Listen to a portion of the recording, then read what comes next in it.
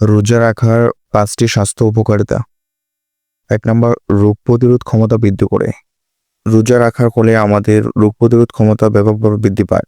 প্রদাহ এবং অক্সিডেন্টিভ স্ট্রেস হ্রাস, প্রো ইনফ্ল্যামেটরি সাইটোকাইনের উৎপাদন হ্রাস করে এবং অ্যান্টিঅক্সিডেন্টের উৎপাদন বৃদ্ধি করে, যা অসুস্থতা এবং রোগের বিরুদ্ধে লড়াই করতে সাহায্য করে।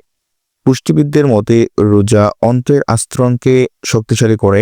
এটি অটোফেজি প্রক্রিয়ার মাধ্যমে ক্ষতিকারক এবং ক্ষতিগ্রস্ত উপাদান থেকে কোষকে পরিষ্কার করে। 2. ইনসুলিন সংবেদনশীলতা বৃদ্ধিতে সাহায্য করে। রোজা ইনসুলিন সংবেদনশীলতা উন্নত করতে এবং টাইপ 2 ডায়াবেটিসের ঝুঁকি কমাতে সাহায্য করে। রোজার সময় শক্তির জন্য সঞ্চিত গ্লুকোজের উপর নির্ভর করলে শরীরে গ্লুকোজের মাত্রা কমে যায়, যার ফলে গ্লুকোজ নিয়ন্ত্রণ এবং ইনসুলিন সংবেদনশীলতা উন্নত হয়। গবেষণা অনুসারে রমজান মাসে রোজা রাখার ইতিবাচক ফলাফল রয়েছে।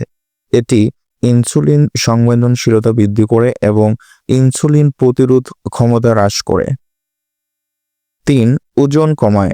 ওজন কমানোর জন্য রোজা একটি দুর্দান্ত উপায়। সেহরি ও ইফতারে খাবারের পরিমাণ নিয়ন্ত্রণ করে এবং ক্যালোরি গ্রহণ কমিয়ে এই মাসে ওজন কমানো সম্ভব হতে পারে। তবে রমজান মাস ছাড়া বছরের অন্যান্য সময়েও অতিরিক্ত খাবার প্রলোভন এড়াতে হবে। 4. হৃদরোগের জন্য ভালো। রোজা রাখলে তা হৃদরোগ এবং স্ট্রোকের ঝুঁকি কমাতে পারে।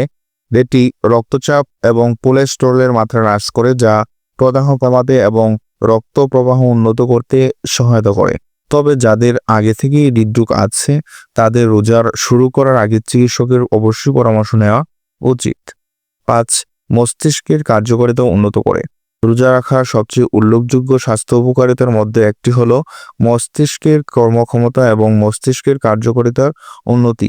রমজান মাসে মস্তিষ্ক থেকে প্রাপ্ত নিউরোট্রফিক ফ্যাক্টর BDNF উৎপাদন বৃদ্ধি পায়। BDNF হলো একটি প্রোটিন যা মস্তিষ্কের কোষের বৃদ্ধি এবং বেঁচে থাকার জন্য সহায়তা করে। এটি স্মৃতিশক্তি শেখা এবং মানসিক স্বচ্ছতা বৃদ্ধি করতে সাহায্য করে।